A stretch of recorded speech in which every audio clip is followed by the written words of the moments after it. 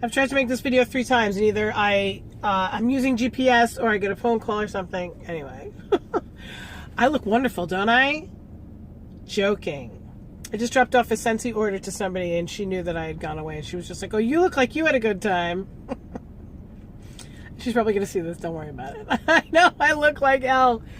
I came home from Orlando, Florida yesterday, and I came home with a cold. So, whatever. It happens.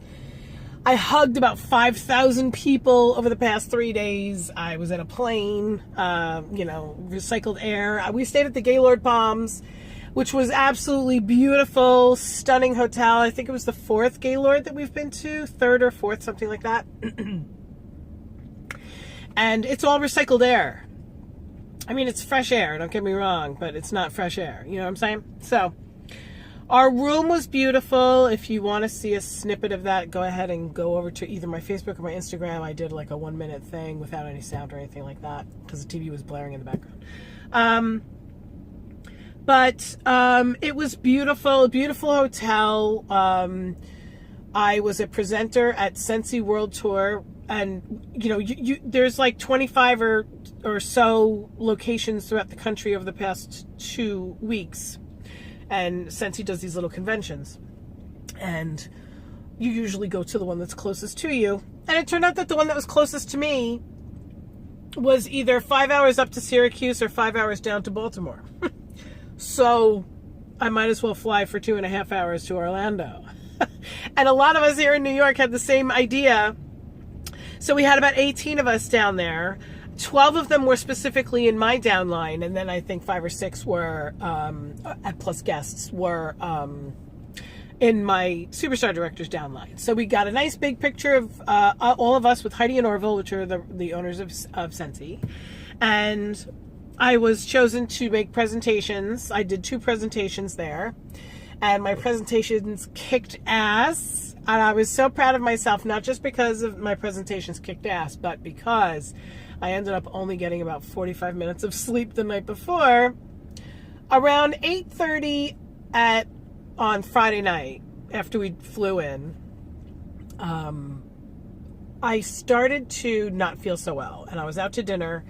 And all of a sudden I was just like, you know what, Larry, I don't feel well. And he was just like, okay. So we went back to the room, and I proceeded to get freezing cold, like shivering from head to toe. My entire body was vibrating. I had never felt cold like that before. And I could not get warm. I had every inch of, whatever inch of skin was exposed was freezing cold out from the blankets. And I shivered for 4.5 hours. And my body was just exhausted from all the shivering. I could not get warm every time, and I had to pee so bad. And every time I got up to pee, it got worse and worse, and it culminated. And then all of a sudden, around 2:30 in the morning, I don't think it was audible, but I felt a pop in my head or in my solar plexus or something, somewhere. I felt a pop, and then all of a sudden, the sweating started, and I was sweating and sweating and sweating. And it wasn't that I was hot. It's just that I was sweating. So then I would take the blankets off, and the sheet, both top and bottom sheet, would be soaking wet. So, okay, I don't know what just happened. All right, so I would get cold, and so then I would put the sheets back on me, and then the sheets were wet because they were wet with my sweat. It was a whole big shit show. It was a mess. And I was laying there thinking to myself how terrible it is that what am I getting? Am I getting sick? Am I getting the flu? Am I going to have to cancel another Scentsy presentation? Because last year at Scentsy Family Reunion, the same exact thing was happening. I was freezing cold and then sweating, and then freezing cold and then sweating, and then I got a migraine. So I was like, oh my God, if that happens again, what am I going to do? Scentsy's never going to ask me to do any presentations ever again. And I did not get a migraine. I took Excedrin migraine medicine, which my dear friend Daryl told me that I should keep it with me at all times, and I did, and I ended up taking that around 4 o'clock in the morning, and then at least I got about 45 minutes of sleep. So anyway, I did not have to cancel my presentation, and even on 45 minutes of sleep, my presentations were really good. I got really positive feedback. Everybody was so generous with their words, so kind to me. They said that they didn't see my anxiety whatsoever. I didn't seem like I was stumbling over my words, because I really wasn't. I really wasn't nervous. I think that the anxiety was just super internal, because I didn't feel the anxiety myself. I just felt this cold and sweating thing. And I've been told by doctors that I'm not menopausal, but damn it, I tell people that I'm in menopause anyway, because I have like all the symptoms of menopause. I've known enough women in my life. I'm 46 years old. My mom started menopause when she was 42, I think. And my grandmother started around that same time too. So if I'm not in menopause, it's a miracle. Anyway, so according to my blood work, I'm not, but I think maybe I need to talk to a doctor about some medical intervention the next time I travel. Because while I love to travel and I think of myself as somebody who handles travel well, I guess I don't. Because, like I said, the same exact thing happened the last time I flew, where I got the shivers and the sweats.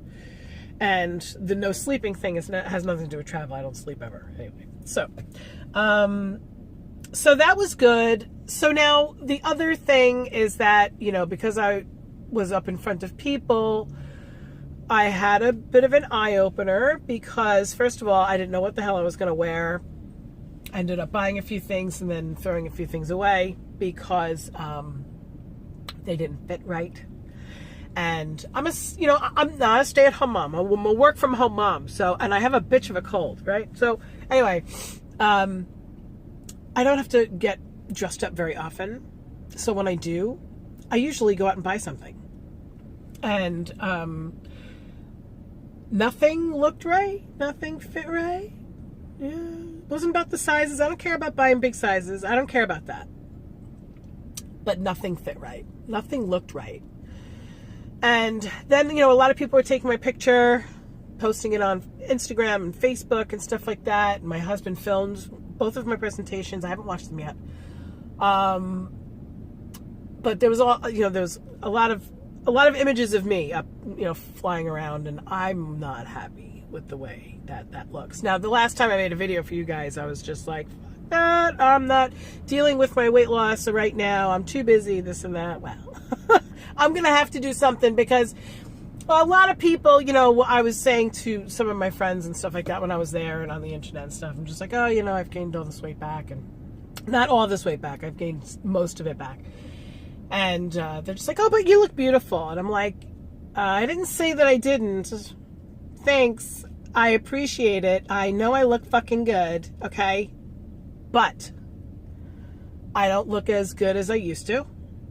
And I want to look healthier, okay? I appreciate it. I do. Don't stop telling me that I look good. But I don't say that I look bad. I know I don't look bad, okay? I know that I have a lot less weight to lose than other people, and I know that a lot of people are disappointed in the weight that I've gained. It's not about anybody else.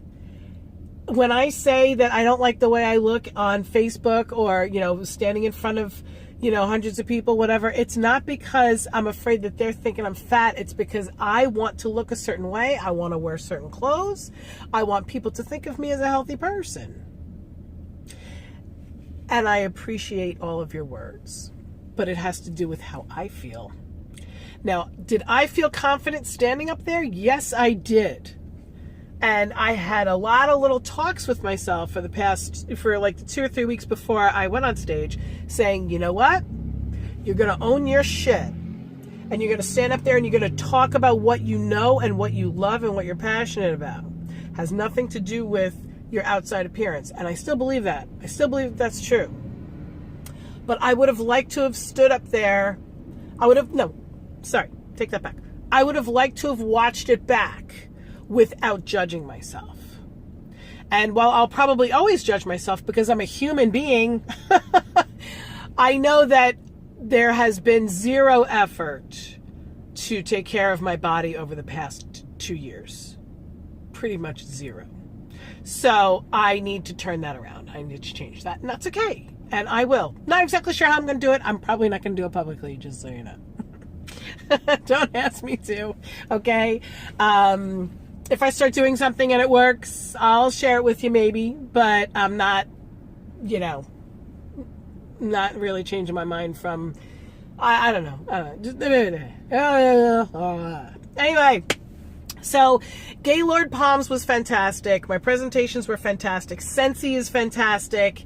Everything is very cool. We got this big picture with Heidi and Orville. Just so happy about that picture. My Superstar director was like super psyched about the picture too, because she didn't know if I was going to be able to wrangle everybody together like that. So things are good. My channel hit 3,000 subscribers, which is really exciting. I didn't think I was going to be so excited about that, but I am. No big deal to some people, and people with hundreds of thousands of subscribers.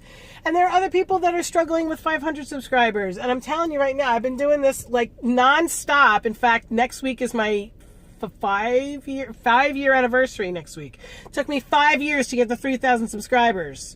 So if you have a channel that's like only a year old, 2 years old, 3 years old, 4 years old, and you're not at 3,000 subscribers yet, just be consistent with posting. Have relevant content. Don't post the same thing over and over. Show a little bit more personality maybe, and it'll happen.